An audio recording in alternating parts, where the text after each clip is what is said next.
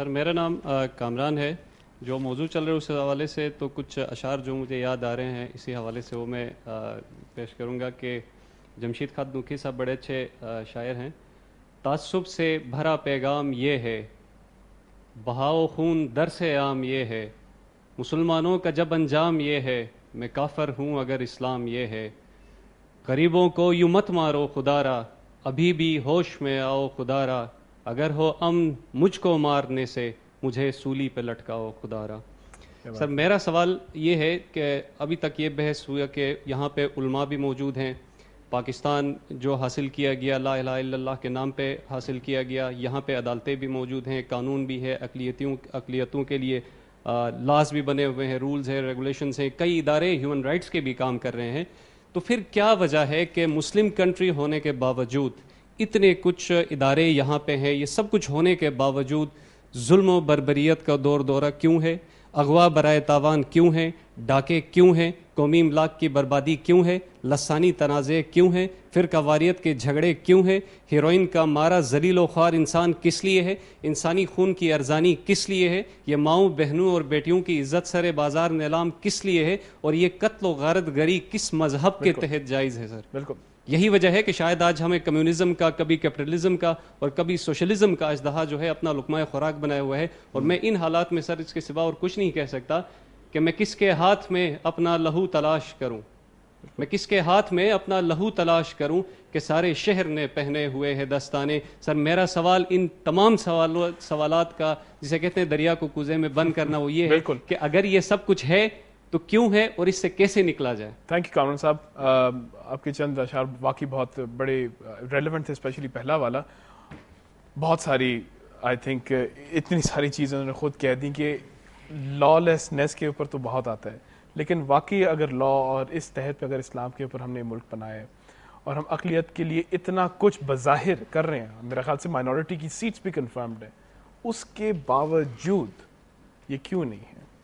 دیکھیے یہ ان کا انتہائی خوبصورت تقریر کے انداز میں جو سوال ہے اس کا جواب یہ ہے کہ لیٹس فیس اٹ کہ ہم بحیثیت ایک قوم کے ہم کرپٹ ہیں، ہم متعصب ہیں. ہم جب اپنے مفاد کی بات ہوتی ہے تو ہم چیختے ہیں، پروٹیسٹ کرتے ہیں. دوسرے لوگوں کے مفادات کی بات ہوتی ہے تو ہمیں کوئی دلچسپی نہیں ہوتی. ہم لوگ وہ لوگ ہیں کہ جو اس بات میں کوئی دلچسپی نہیں رکھتے کہ صحیح کیا ہے، غلط کیا ہے. ہم اپنے گروہ کی، اپنے قوم کی، اپنے خاندان کی، اپنے مذہب کی بات کرتے ہیں. ہم جاہل لوگ ہیں. ہم لوگوں کو اگر تعلیم بھی دے دی جائے تو اس کے باوجود ہم متعصب ہی رہتے ہیں. اس وجہ سے اس میں کوئی شک نہیں ہے کہ ہمارا اصلاح کا کام بہت بڑا کام ہے. اور وہ لوگ کہ جو اصلاح بھی کرنا چاہتے ہیں وہ بھی بعض اوقات بے صبرے بے چین ہو جاتے ہیں. وہ یہ چاہتے ہیں کہ اتنی بڑی تباہی کا علاج اوور نائٹ ہو جائے. اتنی جلدی اس کا علاج نہیں ہوگا.